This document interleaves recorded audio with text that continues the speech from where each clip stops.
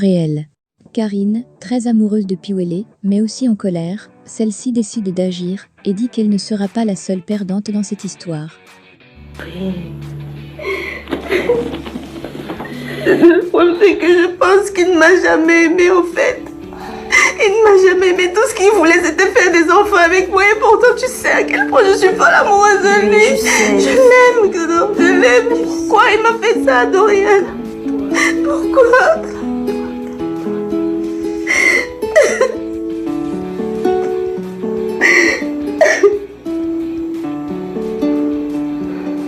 Mais ça ne se passera pas comme ça.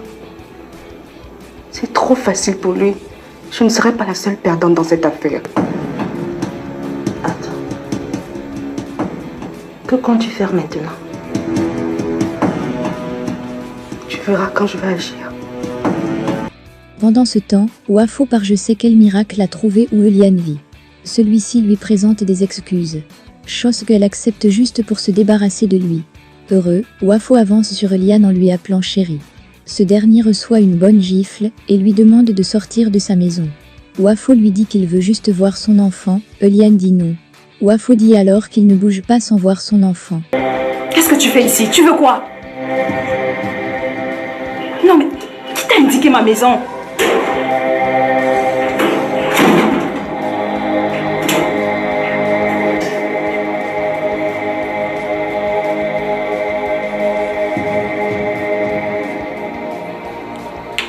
Je suis venu parler avec toi. Pardon? Parler de quoi? Wafo, s'il te plaît, je ne veux pas lever le ton. Sors sagement de ma maison. Je suis venu te présenter toutes mes excuses et te demander de pardonner tous les erreurs que j'ai faites. Que je te pardonne? C'est à Dieu qu'il faut demander pardon, pas à moi. Eliane, avant d'aller à Dieu, la vérité voudrait d'abord que je te présente toutes mes excuses afin que tu essaies de gommer tout ce que tu as de mal. Ok, tu es pardonné. Ah, je suis... Oh God. Merci chérie. Je ne suis plus ta chérie. Maintenant, sors de ma maison.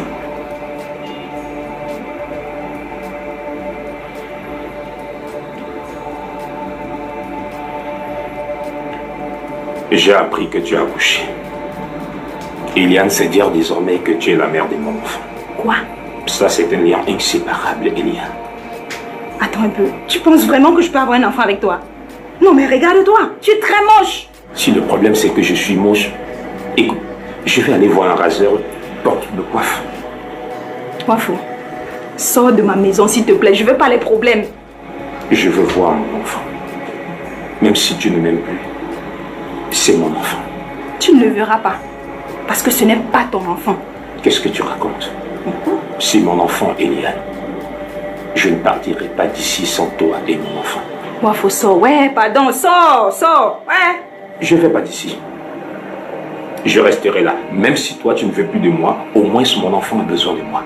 Je suis son père. Et je resterai ici, jusqu'à ce que tu me montres mon enfant. Sophie a enfin pris une décision malgré la douleur. Elle ne veut pas être responsable du manque d'amour paternel de ses enfants à cause de cette décision.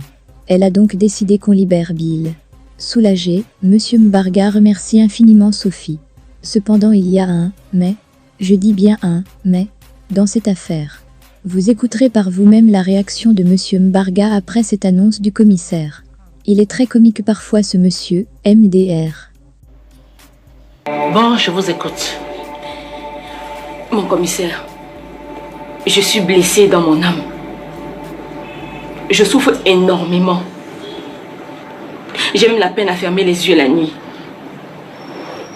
J'en veux tellement à Bill. Je me demande pourquoi est-ce que je me suis mariée avec un homme pareil. Je me demande pourquoi est-ce que pendant toutes ces années, je n'ai même pas remarqué une seule seconde qui peut nourrir en une fraction de seconde une telle haine. Mais je ne veux pas être responsable du manque d'amour paternel pour mes enfants.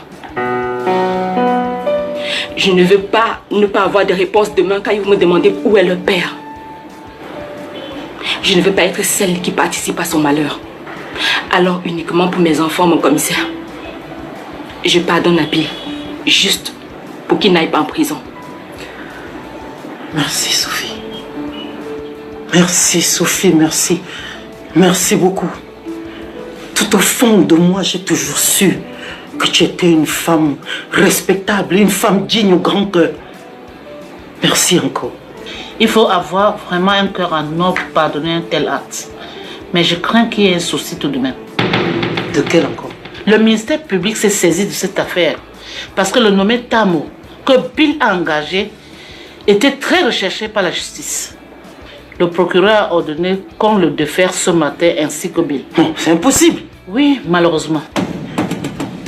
Comme tu es mon ami, M. Mbarga, je n'ai pas quand même mentionné sur son dossier qu'il a essayé de tuer l'enfant de son épouse. J'ai juste mentionné qu'il a essayé de faire tuer Julien. Bon, son cas sera allégé si effectivement c'est pas son gars qui a tué Julien. Tout ce temps perdu là, hein?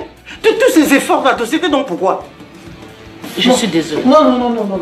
Le carburant et tout le reste là, c'était donc pourquoi? Si maintenant mon fils se retrouve déféré. C'est ma hiérarchie, M. Mbarga. C'est la hiérarchie. Après tu dis que je suis ton ami. Hein? Ne m'appelle plus ton ami. Non, c'est bon, ne m'appelle plus ton ami. Oui, c'est bon, appelle-moi M. Mbarga comme ça là, c'est mieux. Rebondissement dans cette affaire. La femme qui était avec Julien le jour de sa mort est revenue. Et s'il vous plaît, elle est revenue avec les preuves en vidéo. Alors, je vous écoute. Inspecteur, je viens faire un témoignage. J'étais là quand Julien a été tué. Quel Julien? Le monsieur qui a été abattu à l'Ocpom. Oui, je vois. On nous avait dit qu'il était avec une femme, c'était vous? C'était moi. Mais où êtes-vous passé depuis? Inspecteur, j'avais eu une entorse au niveau du genou. Pendant que je regardais à travers la fenêtre, juste le temps pour moi de me cacher quand il y a eu des coups de feu, je me suis fait mal au genou. Je suis allée à l'hôpital régional de Théa pour suivre mon traitement parce que j'ai mon grand frère qui est chirurgien-chef. Mais que s'est-il réellement passé ce jour-là? J'avais rendu visite à Julien. Pendant qu'on était en train de causer, subitement on a entendu un bruit. C'était comme si quelqu'un avait escaladé la barrière. Julien a eu peur. Il a paniqué. Mais il est sorti, il est allé regarder. Et je me rappelle, l'enfant allait dans la chambre. Et moi, je regardais à travers la fenêtre. J'ai suivi un coup de feu. J'ai sursauté. Juste le temps pour moi de me cacher, je me suis fait mal au niveau du genou. Voilà pourquoi je suis partie à Théa. Mais, dites-moi, qu'est-ce qui nous prouve que ce que vous dites est vrai? Inspecteur, j'ai une vidéo des premières images de cet assassinat. Elle est où la vidéo? Elle est avec moi. Tenez, elle est là. Nous y sommes, c'est le jour du procès, la famille Mbarga se rend au tribunal. Mais Madame Mbarga ne veut pas aller par crainte de voir son fils être condamné. Monsieur Mbarga reçoit alors un coup de fil à cet instant. Je vous invite à écouter. Le procès va bientôt commencer. Vous n'êtes pas encore prête? Moi, je suis prête, papa.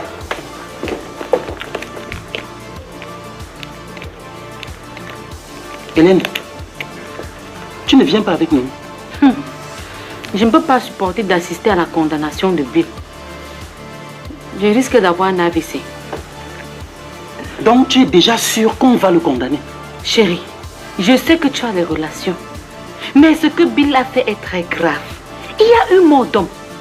Ah, il ne va pas s'en sortir. C'est ma propre femme qui doute de ma force de frappe. Et quand je vais dire ici que j'ai raté mon casting, on va trouver que j'exagère. Allô? Oui. Oh mais c'est formidable.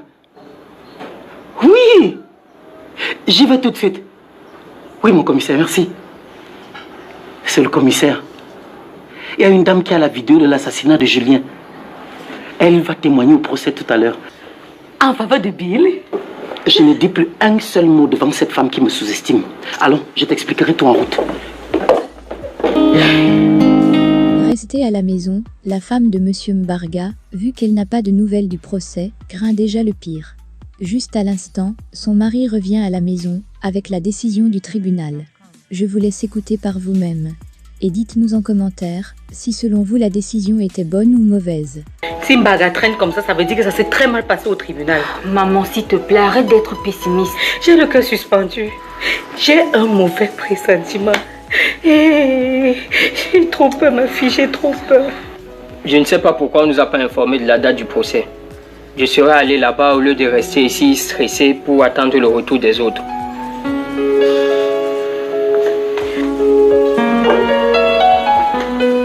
C'est grave.